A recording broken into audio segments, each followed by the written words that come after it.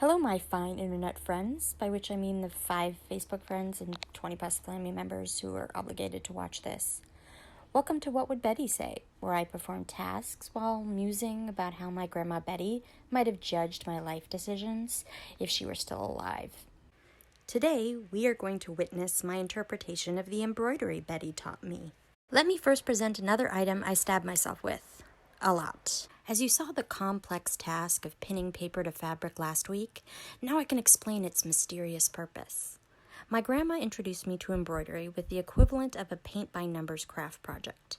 The fabric was in a kit and had Minecraft-esque 8-bit design printed on it. I won't even go into how my grandma would feel about my fascination with what is essentially digital Legos. Why do you need a screen when real blocks already exist? I would hope that my grandpa might approve of its unique use of simplistic graphics and free-range design space. Moving on, obviously this fabric does not have the design pre-printed on it, so I carefully write out the little one's full name, pin the paper to the cloth, and sew along the name I wrote. This gives me a guide when I get to the part that actually qualifies as embroidery. I'd like to think that Grandma's instruction resulted in beautifully spaced, even stitches. This train of thought makes me oddly fascinated with stitching scenes in film. However, as this footage will show, this is another delusion of mine. But you will certainly see me obsess over exactly where I want that needle to come through the paper from the back, demolishing the paper as I go. Side note, the blanket you see on my lap was actually crocheted for me and my husband by his grandmother. My kids call her Super Grandma rather than Great Grandma, which I think is glorious. As you also watch me struggle with the simple task of pulling thread through, I should note that I've learned from the internet that pulling the thread along a bar of soap can make this task easier. But I usually don't remember that until I'm already well into this process, and then I'm too lazy to do it.